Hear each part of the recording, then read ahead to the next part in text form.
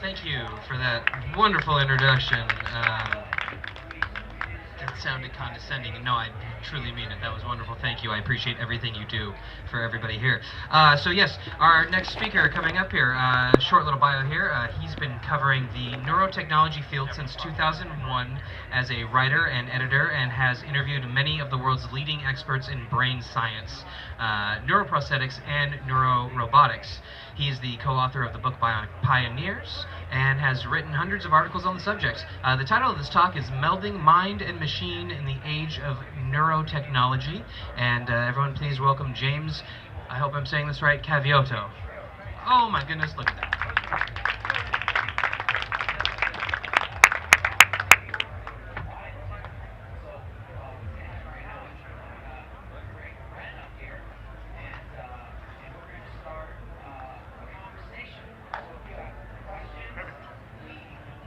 Great, thank you very much, and I want to thank Sleepless and Cody for inviting me to be part of this series. Again, my name is James Cavuoto. I've been covering the neurotechnology field for 20 years now. The title of my talk, Melding Mind and Machine in the Age of Neurotechnology. This year, our theme at Burning Man being iRobot. A lot of interest in the last few years in the interaction of computers, artificial intelligence, and the human nervous system, and it's leading to some interesting times. But before we get into that, I want to just give you all a little background. What do we mean when we talk about neurotechnology? Well, we've always defined neurotechnology as the intersection of electronics and the nervous system. So it could be electrodes implanted or placed on the brain to either sense neural activity or to stimulate and affect neural activity.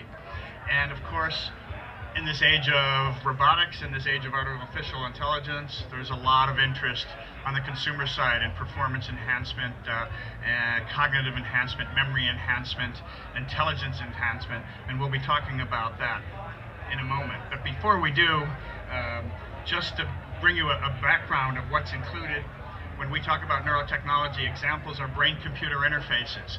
Again, it could be a surface-mounted electrode, an EEG headset that's reading your brain signals, or it could be an implanted device that's literally detecting the activity of individual neurons inside your brain. This information in digital form is passed on to a computer, and the computer then interfaces between your brain and an external device. That external device could be a robotic device. That external device could be a prosthetic arm if you're an amputee. It could be any one of a number of things, and we're going to be seeing more applications of that. Who needs this stuff? Well, if you're paralyzed, if you're locked in, if you have ALS and your only means of communication is maybe blinking, a brain-computer interface is a wonderful tool. And in this picture in the middle, you see this woman with the robotic hand. She's actually a locked-in patient. She has no means, Kathy, her name is, she has no means of communication with the outside world. Well, she was implanted, one of the first examples of being implanted with a brain-computer interface that was literally able to read her intentions. And that brain-computer interface is connected to this robotic arm. With that robotic arm, she was able to pick up a cup, bring it to her mouth, and actually feed herself. A primitive first step. We're now moving towards the age of integrating robotic and prosthetic limbs directly with brain control. Another example in neurorobotics.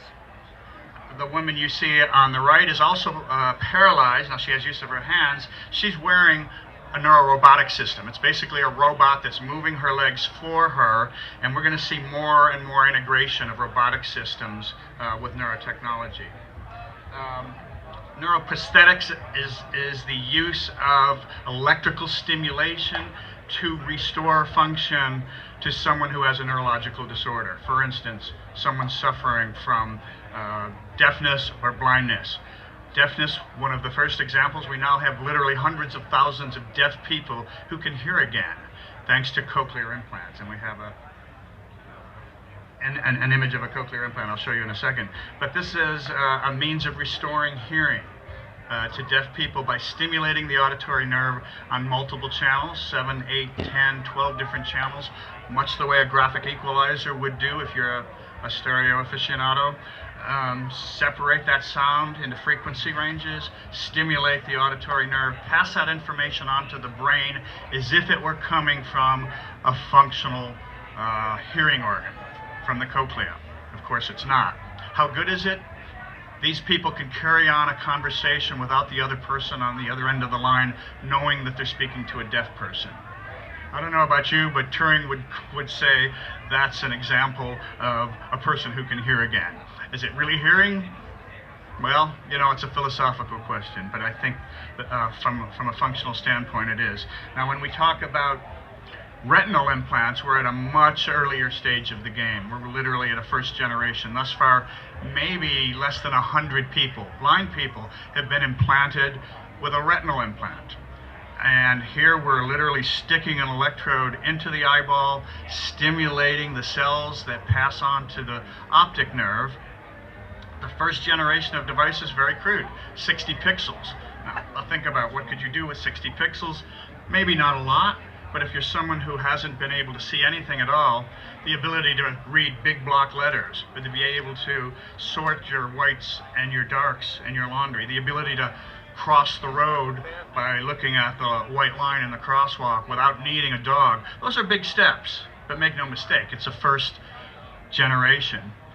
And if we know anything about electronics, if we know anything about what Moore's law has taught us in computer science, that first generation is just a taste of what is yet to come. Many of you will remember the early computer graphic displays, CGA displays, and then VGA displays, how the resolution kept getting better. So the next generation of a retinal implant, we may see several hundred or even 1,000 pixels. At 1,000 pixels, you're probably not going to be able to drive a car, but certainly a lot more function is going to be restored. So these are examples of what neurotechnology is doing today, and the message I really want to stress today is that although a lot of amazing progress has been made in this field, a lot of extremely intelligent neuroscientists, neural engineers, and neurosurgeons have been developing these therapies, developing these experimental devices.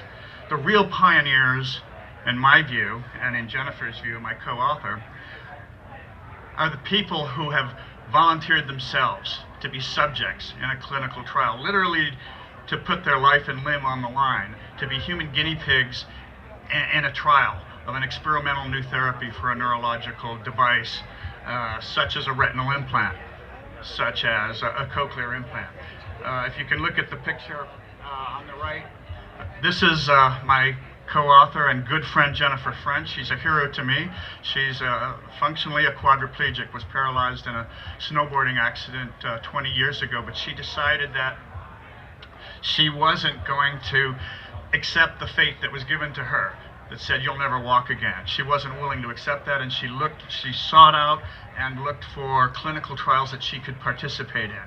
She found one. It was actually a system invented by my former professor at Case, and she has electrodes implanted in her back and her butt and her glutes, and she can push a button and stand up out of her wheelchair using her own paralyzed muscles.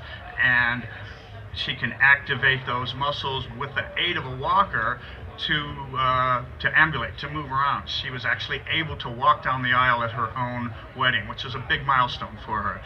Not to say that a wheelchair is not a functional device, it certainly is. It brings paralyzed people into society. We've made progress there, but there's no reason why many people who are paralyzed shouldn't have the ability to stand up, to talk at eye level, face to face, to reach something in a cupboard. So Jennifer's been not just a user, she's been a writer, she's been a proponent of this technology, she's been an advocate for the disability community, she's been an advocate for the technology community, and has actually helped to design and perfect the first and second generation of these devices. Aside from examples like cochlear implants and retinal implants and what we call functional electrical stimulation, other people with mental disorders or movement disorders like Parkinson's disease have had their lives changed in a positive way with the aid of implanted brain electrodes, implanted deep in the brain, that neuromodulate the brain to restore a more normal, and in some cases completely normal, symptomology. So people who have reached the end of what their drug therapy can do for them, L-DOPA, for instance, in the case of Parkinson's disease. It's good for a few years. After a while, you reach a point where it's not helping you much. DBS, deep brain stimulation, is an effective therapy for hundreds of thousands of these people who've been restored. So now I want to talk about moving, thankfully with the help of bionic pioneers such as Jennifer French. I want to talk now about moving into the era of neurotechnology for the masses, consumer neurotech. And there's been a lot happening in the last few years. We're talking now about consumer devices, maybe $100 EEG headset. It might only have 1 or 2 or 4 sensors on it, but there are several companies. You can see them, they exhibit at the CES show, for instance, that market these devices, literally an entry-level brain-computer interface system, and the applications are just very diverse, and there's a wide open opportunity for new applications. We're not necessarily talking about medical applications. We're talking about self-improvement. We're talking about wellness. We're talking about improving the quality of your sleep. We're talking about finding a window of opportunity for learning and for improving performance. Aside from, and there's a photo here of an example of one of those consumer EEG headsets. Emotive is one company based in San Francisco that makes the product. Many of you may be familiar with the Muse product from Interaxon in Canada. Several other companies have entered this space. That's on the brain sensing side. On the brain stimulation side, we now have consumer headsets that deliver electrical energy to the brain. I've actually brought a system here. This is an early brain surface brain stimulator from a company called Fisher Wallace. It's a TAC device that uses AC stimulation. At the end of my talk, I'm going to call up my lovely model Teresa, and she's going to show you how the system is worn and applied. But whether it's a TACS system or a TDCS system, which uses direct current instead of alternating current, or whether it's a magnetic stimulation system, there are ways to deliver energy directly to the brain without surgery, without having to implant an electrode. And so these non-invasive forms of brain stimulation offer a lot of promise, not just for medical issues and medical therapies, but for bringing neurotechnology to consumers to improve our own productivity. In addition to hardware products like these, there's also software products and websites that exploit the phenomenon of cortical plasticity. Is anyone familiar with that phenomenon? This is the ability of the brain to change over time. Brains are not hardwired. So with repetition, with a training regimen, and with many of these websites that exploit this, you're able to improve learning, improve memory, and improve a lot of your cognitive skills. Again, these are consumer applications. Finally, I want to mention a whole new era of consumer neurotechnology, and that has to do with enhancing our cognitive abilities directly. And there have been 3 main focuses, or 3 main thrusts in this area. And one is from a company called Kernel, started a couple of years ago with a $100 million investment from an internet entrepreneur. Many of you are familiar with the company Neuralink.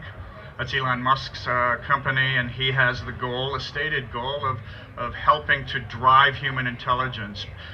So both Kernel and Neuralink are interested, yes, they're interested in helping people, but they're more interested in really evolving the machinery of human cognition. They're interested in using hardware if necessary, using surgical implantation if necessary, but to give our brains an extra boost, to give us, and they make the point that for millennia, despite all of our accomplishments as a species, we've been operating with the same neural machinery that our predecessors millennia, thousands of years ago had. And these men are asking, why can't we enhance our brain power? And so very interesting questions being raised. Facebook also has an operation where they've made it a goal to try to have direct thought to computer interaction at a speed of about 100 words per minute. In other words, instead of typing, you think, the headset picks up your thoughts and it appears on the computer screen. So Facebook has entered the game. They're very interested as well. We'll probably see other consumer players. So before I conclude, I just want to mention a couple of challenges that are going to face us as users, us as society, and of course the people developing these products and technologies. Safety is paramount. We need to make sure that whatever device we're either implanting or putting on the surface of our brains are safe in the long term. Now the FDA, the Food and Drug Administration, how are we doing on time? Okay. The FDA is responsible for ensuring safety of medical devices, and a lot of times it takes 3, 4, or 5 years of trials before a new medical device, including a neurological device, is approved for sale. But what about a device that's not a medical device? What about a device where the manufacturer isn't making a medical claim? Instead of saying, I'll cure insomnia, as this device does, they'll say, we'll help you sleep better, or this is a wellness product. So it's a fuzzy area, and the FDA has tentatively said, well, we're not going to directly regulate, even though they will definitely be looking at the amounts of energy that are released, and certainly looking at the safety profile from that standpoint. But it's still early on in the game, and safety remains probably the number. Oh wait, we're at Birmingham. That's the number 3 priority here. No, it's the number 1 priority for a lot of us. And privacy is another issue. If we're wearing EEG headsets and somewhere that data is being collected, who has access to it? Who owns that data? Clearly we should own our own brain data. And this is one of the points made by the founder of Kernel, who believes that it's extremely important as we move forward with technological tools that we make sure we don't have the Facebook problem. We don't have the problem where Putin or corporations are able to access and manipulate brain data, much like they've been able to manipulate other data.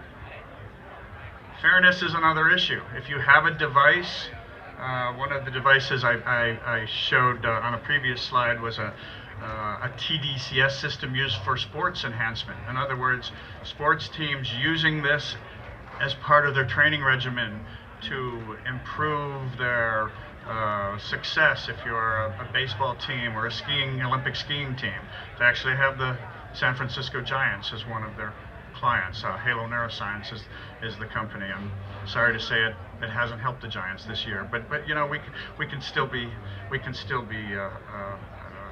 hopeful. But the question arises: is it fair if some people have access to these performance enhancing technologies and not everyone does? You may remember in the early days of the internet, there was the question of the digital divide. You had the information haves and the information have-nots. You had schools where every kid had access to the internet, and then you had schools where only a small percentage of the kids had access to the internet. We're, I'm sure, going to encounter questions like this in the years ahead. Again, questions of equal access and what's done with this data.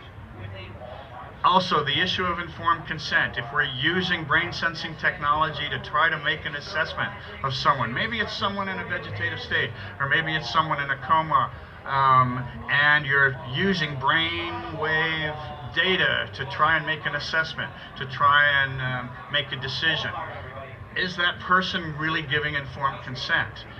If they're not conscious, if you're only being able to infer from their brain waves what's going on. So those are ethical questions that remain to be resolved. Finally,